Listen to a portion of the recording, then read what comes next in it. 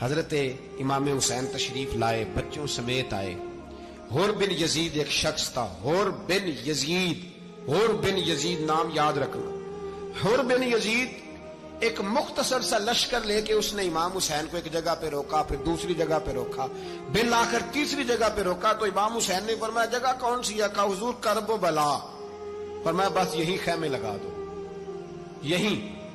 حضرت سیدہ زینب نے پوچھا امام حسین سے کہ سارے زمانے نے روکا ہے، ٹھیک ہے آپ حق پہ ہیں، یہ بھی سب نے کہا ہے آپ حق پہ ہیں، پر روکا بھی سب نے، آپ روکے کیوں نہیں؟ تو ابن کثیر اور ابن اسیر لکھتے ہیں کہ امام حسین رو پڑے، کہنے لگے بہن میں رک جاتا پر میں نے رات کو نانا مصطفیٰ کو خواب میں دیکھا ہے۔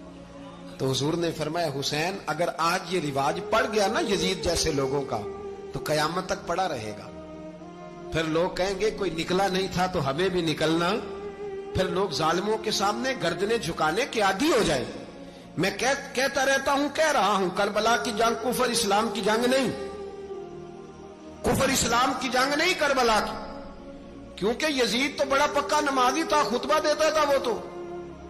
جب امام حسین رضی اللہ تعالیٰ عنہ نے کربلا کے میدان میں جمعے کا دن تھا تو یزید کے سامنے کو بات کرنی شروع کی، عمر بن سعد کے سامنے، تو عمر بن سعد کہنے لگا حسین زیادہ باتیں نہ کر، ہمارا جمعہ لیٹ ہو رہا ہے، جنگ کے لیے تیار ہو، فٹافٹ آ۔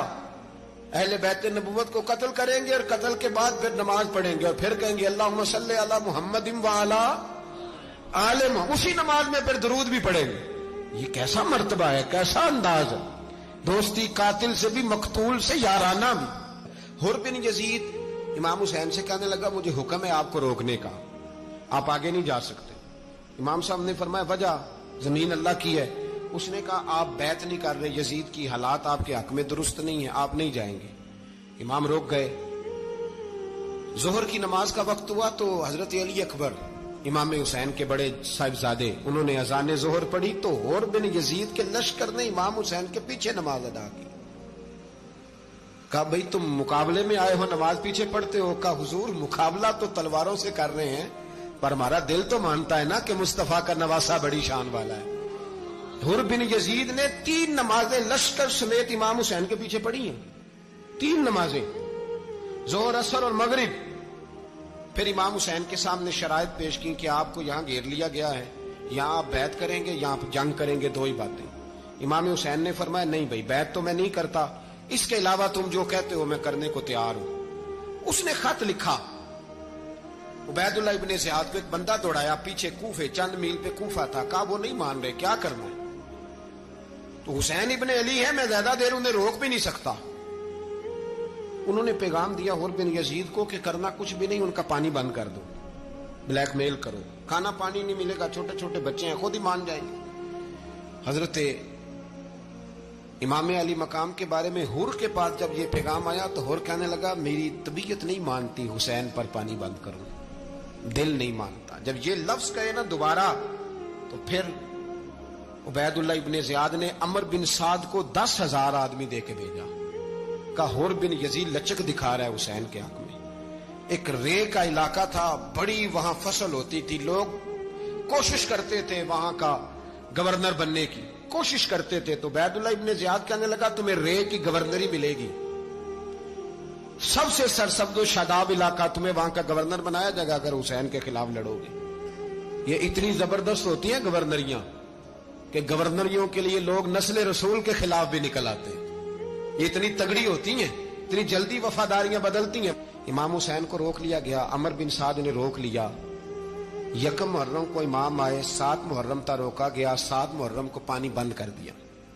جانور پانی پیتے تھے، گھوڑے پیتے تھے، کتے پیتے تھے، لیکن مصطفیٰ کے گھرانے کو پانی پینے کی اجازت 3 دن تک پانی بند رہا۔ 9 محرم کو عمر بن سعد نے اور لوگ بلائے۔ شمر ایک بڑا سخت آدمی تھا، سنگ دل بدبخت، جس نے حضرت علی اصغر کے گلے پر تیر مارا تھا، وہ اور لشکر لے کے آیا۔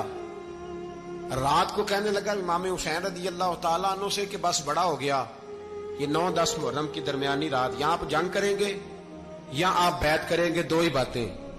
امام حسین اندر گئے، سیدہ زینب سے مشورہ کیا، باہر آئے، فرمایا بات وہی ہے جو پہلے دن والی ہے۔ او بھائی بچے ساتھ ہو، सहरा का इलाका हो, तपती हुई रेत हो, इतने कठिन और सख्त हालात, चारों जानब मौत ही मौत, दूर दूर तक अपनों का नामो निशान कोई नहीं, और अकेले फैसला करने वाले इमाम हुसैन, बाकी सारे बच्चे हैं या औरतें, सारे बड़े अकेले। इमाम हुसैन रज़ी अल्लाह तआला अन्हु ने फरमाया, भाई बैत तो मैं नहीं करता, बाकी जो तुम्हारा प्रोग्राम है। शिमर और इब्ने साद कहने लगे फिर जंग के लिए तैयार हो जाएं। क्या अंदाज है इमाम हुसैन का। फरमाने लगे कल जंग करूंगा, मुझे पता तो है जंग का नतीजा क्या निकलना है, एक रात मुझे दे दो ताकि मैं खुल के अपने रब की इबादत तो कर लूं।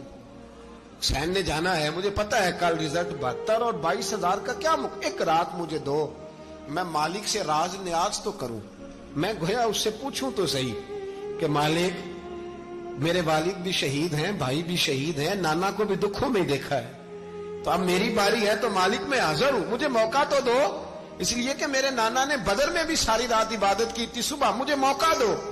और दुनिया का उसूल है जब कोई मौका मांगता है तो दिया जाता है। ये दोनों कहने लगे कोई मौका नहीं। हुर बिन यजीद पीछे से बोला, कहने लगा नहीं, बदतमीजी ना करो, हुसैन को मौका दो, तुम्हें देना पड़ेगा। मौका दिया। हुर बिन यजीद ने फिर मिन्नत की, कहा हुजूर आप मेहरबानी करें मान जाएं। फरमाया मानने वाला खाता कोई नहीं। फरमाया मानने वाला खाता, बोलिए मानने वाला खाता, ये बड़ा मुश्किल काम है भाई। जमीर का सौदा अब तो आम हो गया, बाजार लगते हैं, रेट लगते हैं, अपनी अपनी चाहतों पे लोगों ने अपने अपने अंदाज सजाए हुए। कोई आदमी बस अच्छे तरीके से नाम ले ले तो बस हम उसके पीछे चल जाते हैं। अब तो आम हो गया ये मामला। इमाम हुसैन ने फरमाया हो ही नहीं सकता, मुमकिन ही नहीं है। सारी रात इबादत में गुजरी, रियाजत में गुजरी। तहज्जुद का वक्त हुआ तो घर वालों को बुलाया, फरमाया देखना तुम्हारी सी की आवाज ना बाहर आए, खबरदार सी की आवाज ना आए। और इमाम ज़ैनुल आबिदीन से फरमाया